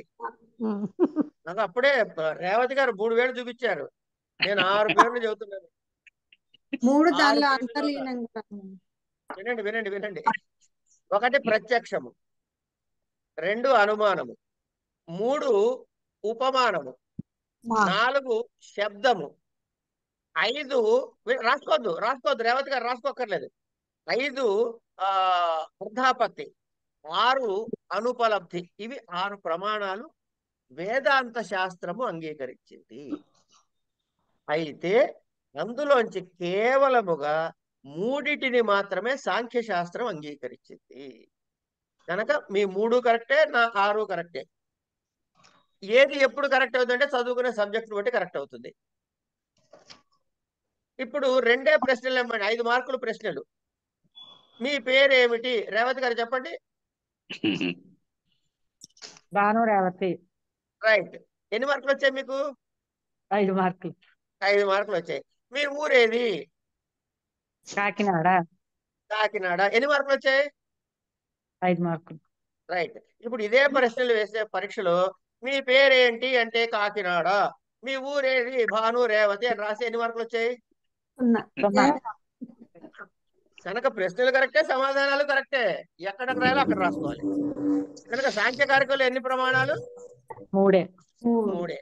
వేదాంత శాస్త్రంలో 6. అయిపోయింది కదా. ఈ 3 ఏమిటి? ప్రత్యక్షము, అనుమానము, శబ్దము.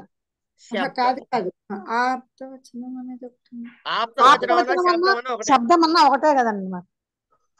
ప్రకృతి అన్నా కారణము అన్నా ఒకటే, ఏలాగున నైనదో ఆప్తవచనం అన్నా శాబ్దం అన్నా అదే.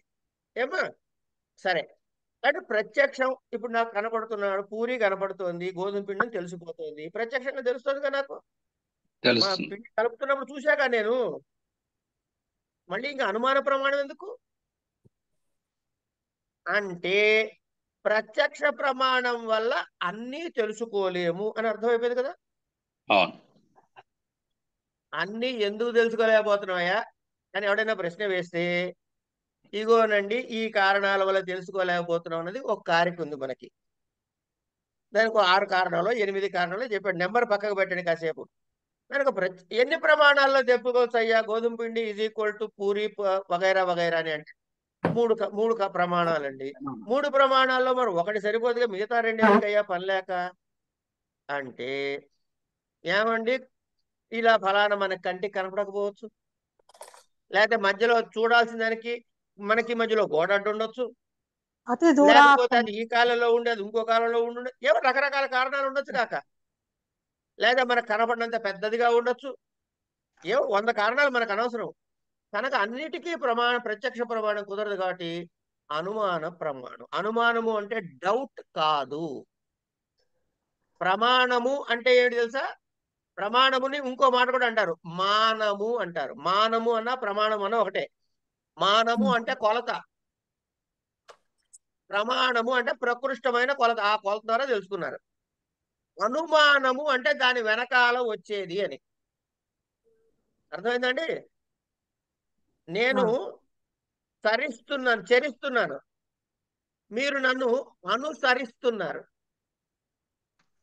నేను గచ్చామి, మీరు అనుగచ్చసి. అర్థమైందండి? ఇది అర్థమైందా? ఈ అను అన్న తగిలిస్తే దాని వెనకాలి అని. ప్రమాణానికి పక్కనే ఉంటుంది కాబట్టి అనుమానం అన్నాం. ఇది కూడా ప్రమాణమే. ప్రత్యక్ష ప్రమాణములో తెలిసిన విషయం ఎంత సత్యమో అనుమాన ప్రమాణంలో తెలిసి కూడా అంతే సత్యము. మూడోది శబ్దము. కానీ అనుమానం వచ్చింది బాగానే ఉంది, మళ్ళీ శబ్దం ఎందుకండి? ఒరే నాయన, ఈ రెండు నీ లేకపోతే ఎవడైనా పెద్దవాళ్ళు చెప్పిన మాట ఎనరా నాయన అంటాం కదా, ఆ పెద్దవాళ్ళు చెప్పిన మాటనే శబ్ద ప్రమాణం అన్నారు. ఇది ప్రమాణాల లక్షణం. ఇక్కడికి ఒక సెగ్మెంట్ అయిపోయింది కదా. ఇప్పుడు మనం ఏం చేయాలి? ఏది, ఎందుకు, ఎలా అని తెలుసుకుంటూ పోవాలి. పూరీని గోధుమ పిండి ఎందుకు అయింది? ఇంతకుముందు పూరిగా నూనెలో వేయకపోతే పూరి కాదు, అదే ఒత్తి చేస్తే చపాతీ అయి ఉండేది కదా, కనుక షేప్ మారింది. మరి దీని ముందే ఉందయ్యా, ఇలా ఒత్తింది ఉందండి. ఒత్తింది దాని ముందే ఉందయ్యా, పొడి పొడిగా ఉందండి. దానిలో ఏం కలిపావయ్యా? నీళ్లు కలిపామండి. ఉట్టి గోధుమ పిండిని తీసుకొచ్చి మీరు చపాతీ పూరి చేయగలరా? నీళ్లు కలిస్తేనే అవుతుంది, అవునా కదా? అట్లాగే పరమాత్మ స్వరూపానికి మూల ప్రకృతి అయిన మాయ కలిస్తేనే, నీళ్లు కలిసినట్టు కలిస్తేనే, అవి రెండు కలిసిపోయి ఒకటైతేనే ఈ ఆకారాలన్నీ పుడుతున్నాయి. నామరూపాత్మక జగత్తు పుడుతోందండి. ఇది మూడవ కారిక. గురువు గారు, మాయ అంటే ఏంటి? మూల ప్రకృతి మాయ దగ్గరికి పోదు. ఇప్పుడు అర్చన, మనం మాయ దగ్గరకు వస్తాం. అన్ని ఇవన్నీ ఊరికే ఎట్లా అంటే గుళ్ళో ప్రసాదం శనగలు పెట్టాడు అనమాట. 2 శనగలు పెడతాం, ఎక్కువ పెట్టాం. వచ్చినప్పుడు మళ్ళీ ఫుల్ గా భోజనశాలలో. సరే. దేవుడి దగ్గర మాత్రం శనగలే. ఓకే. 4వ కారిక ఏమిటంటాడు? దృష్ట అనుమాన సో త్రివిధం ప్రమాణమిష్టం ప్రమేయ సిద్ధి ప్రమాణార్థి. ఇది 4వ కారిక. ఇది కూడా వీలైతే గుర్తు పెట్టుకోండి. పువ్వు గుర్తు పద్యం కాదు, కానీ ఇది గుర్తు పెట్టుకుంటే బాగానే ఉంటుంది. ఏమండి?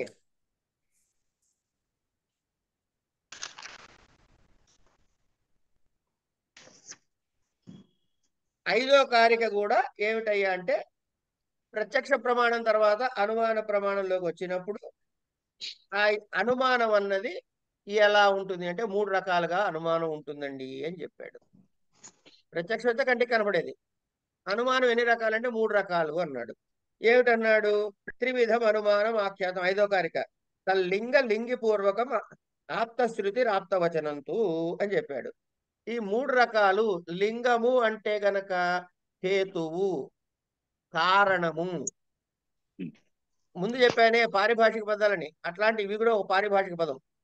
లింగి అంటే ఈ కారణముగా, ఈ హేతువు ద్వారా అసలుది తెలుసుకుంటాం. ఎట తెలుసుకుంటావయ్యా అంటే 3 ప్రమాణాలు చెబుతున్నాడు. సామాన్యత సామాన్యత దృష్టాత్ ప్రత్యక్ష ప్రమాణం వల్ల, అది కానప్పుడు అనుమాన ప్రమాణం వల్ల సిద్ధిస్తాయి. అది కాకపోతే పరోక్షానుమానం ఉన్నప్పుడు ఆప్తవచనం ద్వారా సిద్ధిస్తుంది అని 5వ కారికలో చెప్తాడు. 7వ కారిక దగ్గరకు వచ్చేయండి. దీనికి వీలైతే ఒక పువ్వు గుర్తు పెట్టుకోండి.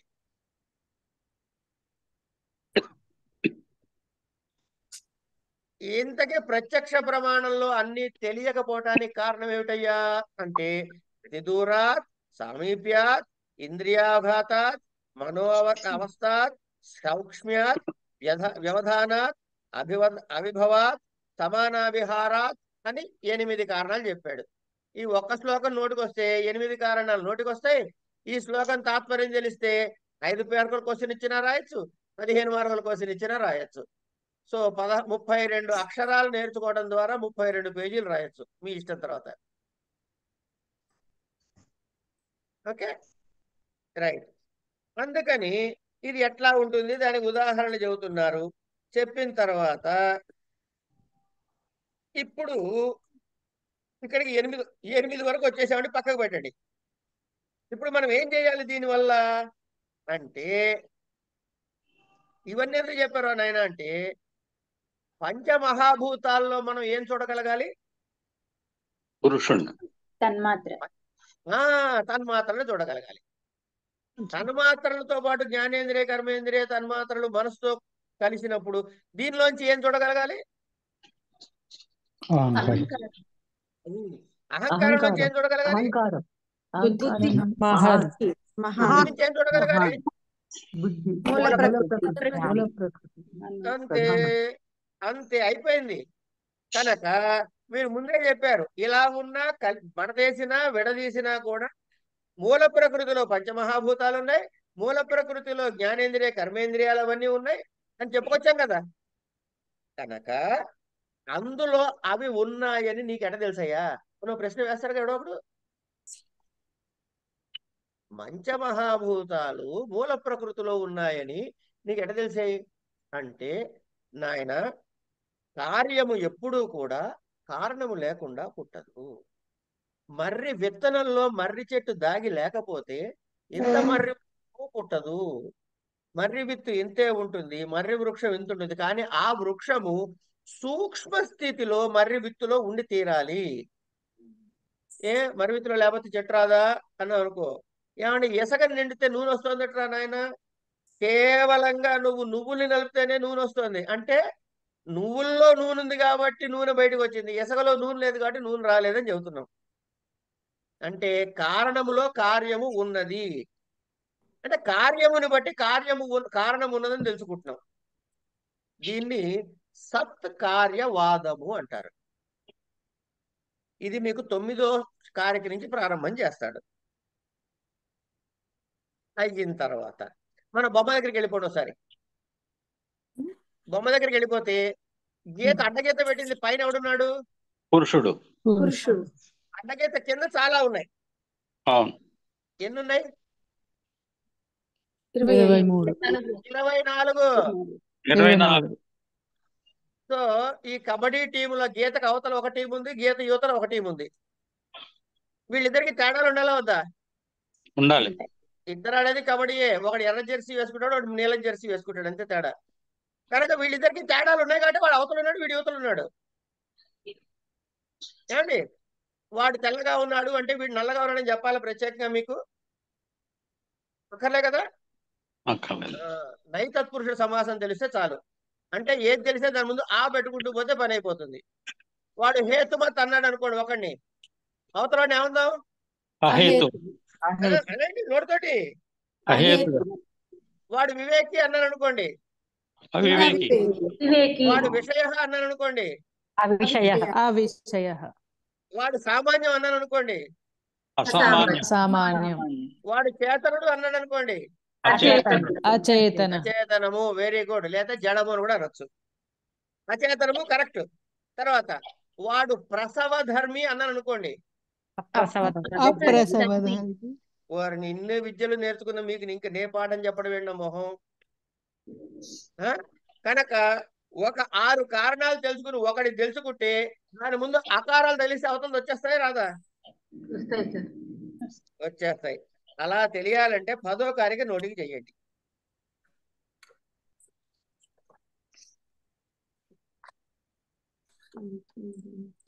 అట్లాగే ఈ 10వ కారిక నుంచి 11వ కారిక కూడా అదే. గురుగారు 5వ కారికలో మీరు లింగం అంటే హేతు చిహ్నం అని చెప్పారు. లింగి అంటే ఏం రాసుకోవాలి? లింగం అంటే చిహ్నము అయినప్పుడు చిహ్నముతో తెలుసుకోదగినది చిన్ని. కార్యము అని రాసుకోవచ్చు కదా సార్? కార్యము అని రాసుకోవచ్చు. మీరు ఏమన్నా రాసుకోండి, నేను చెప్పింది అది. ఇప్పుడు అమ్మా మీరెవరు? అర్చన. నేనెవరు? అనంతకృష్ణ. ఇట్లా మనం ఉన్నాం. మనం అందరం కలిసి ఒకటే కామన్ నేమ్ పెట్టుకుందాం. ఇది ఏమిటి అన్నది ఏమంటారు? శరీరము. ఇంకో మాట చెప్పండి. దేహం. అది కూడా పనికొస్తుంది, కానీ అది చెప్తారు అవతల తెలుసో తెలీదు అని చెప్తున్నా. దేహము అనొచ్చా? అనొచ్చు. నన్ను ఏమంటారు అప్పుడు? నన్ను దేహం అంటారా దేహి అంటారా? అంటే దేహము కలిగిన వాడు శరీరము కలిగిన వాడు శరీరి. అంతేనా? లింగము కలిగిన వాడు లింగి. అమ్మా ఇప్పుడు మీ డౌట్ అడగండి.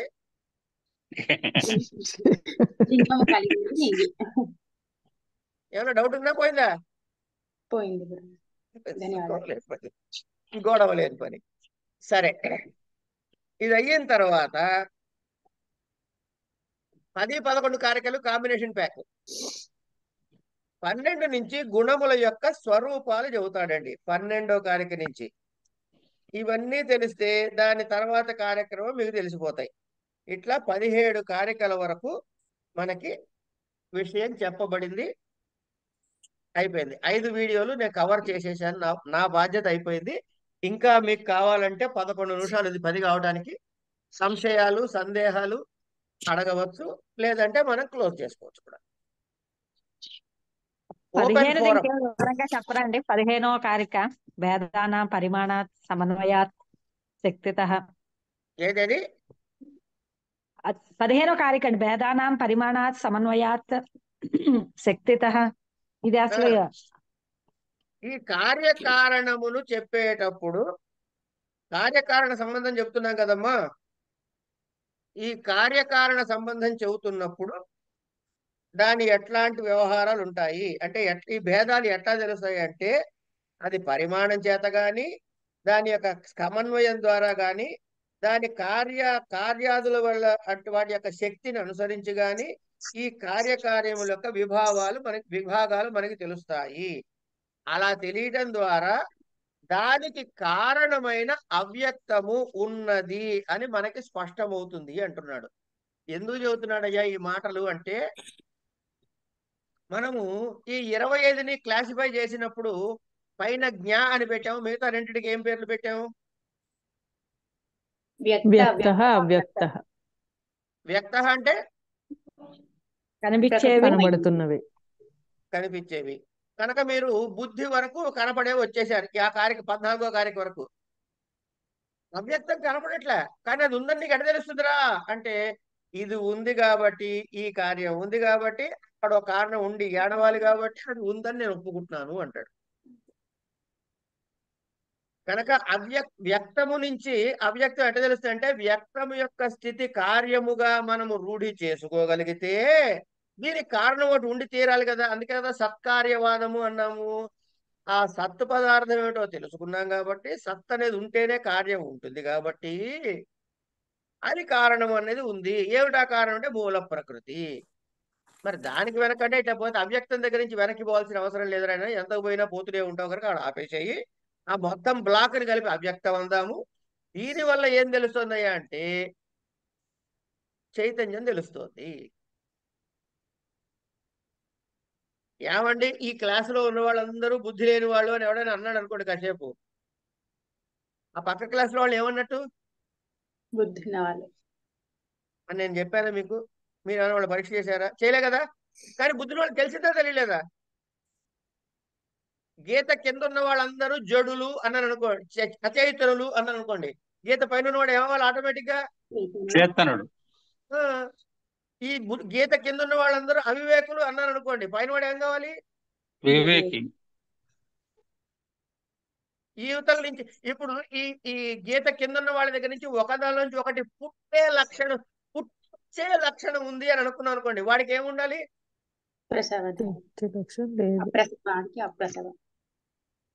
అంచేత ఇది ప్రసవ ధర్మి అంటే తన నుంచి పుట్టించే శక్తి కలిగినటువంటి లక్షణం కలిగినటువంటిది, వాడు అప్రసవ ధర్మి.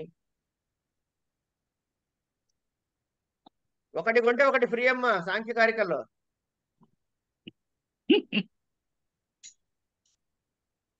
ఇంకా ఇది కర్మేంద్రియాలు ఒకసారి చెప్పరా? వాక్, పాణి, పాద, పాయు, ఉపస్థ. సరే అమ్మా, ఇప్పుడు మీరు మీ హాల్లో హాల్లో కూర్చున్నారు అనుకుందాం.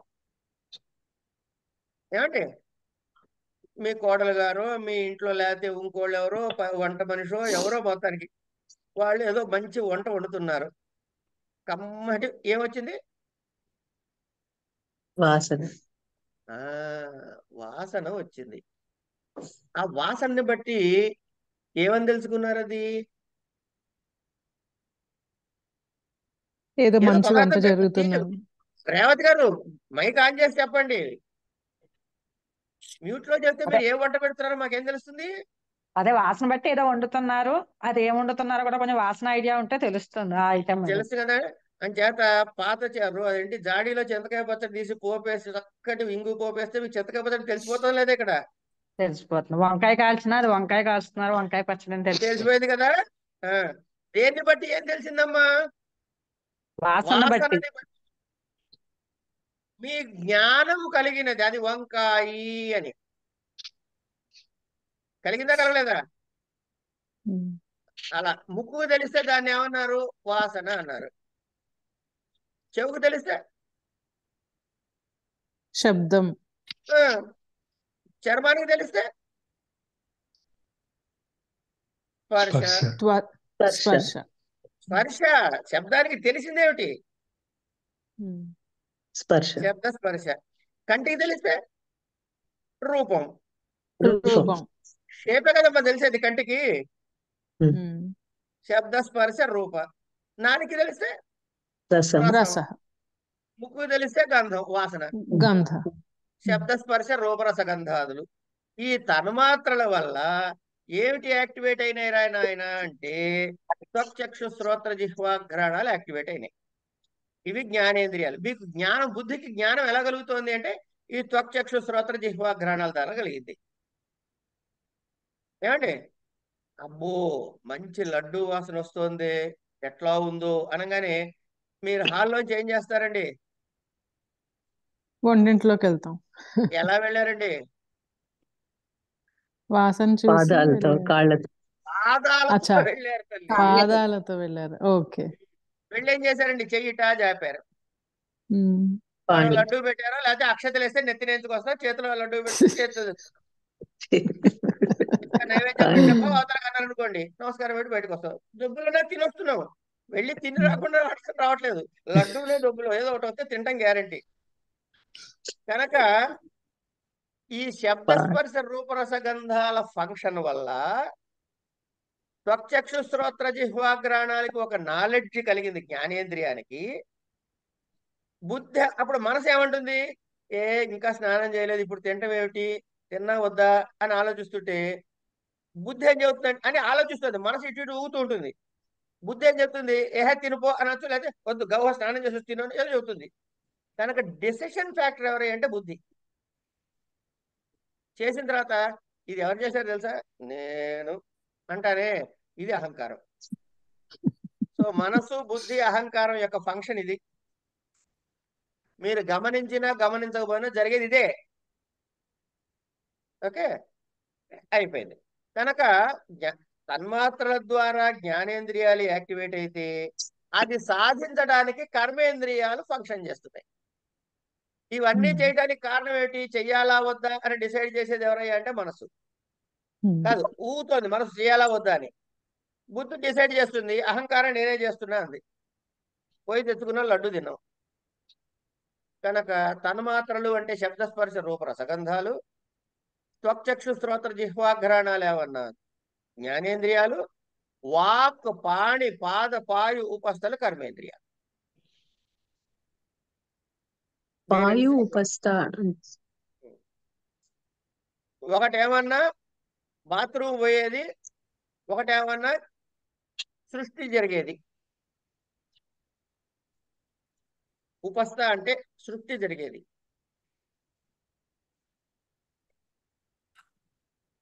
ఇంకా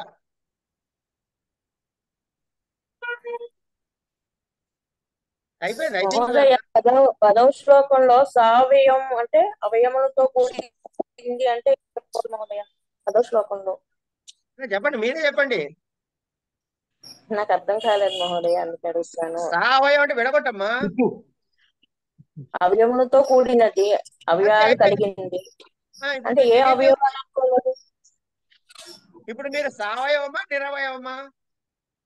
నేను అవయవాలతోనే ఉన్నాను. సావయవము. పరమాత్మ పరమాత్మ నిరవయం అంతే. అంటే కార్యానికి ఉంటుంది. అంటే ఇది ఇప్పుడు ప్రకృతి గురించి చెప్తున్నాడు ఈ శ్లోకంలో. ఎన్నో శ్లోకం అన్నారు? వ్యక్తావ్యక్తములు భేదములు అండి. వ్యక్తానికి ఉంటాయి, అవ్యక్తానికి ఉంటాయి అని చెప్తున్నారు. 10 మహోదయ 10. ఇప్పుడు మనం తెలుసుకోవాల్సిన 3 హెడ్డింగ్స్ ఏమిటి చెప్పండి? వ్యక్తము, అవ్యక్తము, జ్ఞ. అవును మహోదయ. ఇప్పుడు దీన్ని 2 భాగాలుగా చేస్తే పురుషుడు, ప్రకృతి. అవును మహోదయ. అప్పుడు పురుషుడికిను మూల ప్రకృతి వరకు ఉన్నదానికి డిఫరెన్స్ తెలుసుకోవాలి. సత్యం. అవునా కదా? అవును మహోదయ. అది హేతుమత్తు అవేవోనే చూసుకోండి. ఇప్పుడు మూల ప్రకృతి అవ్యక్తము, కిందది వ్యక్తము. అవును. కనుక వ్యక్తానికి అవ్యక్తానికి కూడా తేడా ఉంది కాబట్టి దాన్ని అవ్యక్తము దీన్ని వ్యక్తము అని అన్నారు. అవును మహోదయ. మరి ఈ రెండింటి తేడా ఏమిటి అంటే ఇప్పుడు మీరు చదువుతున్న కార్యక్రమం ఉంది.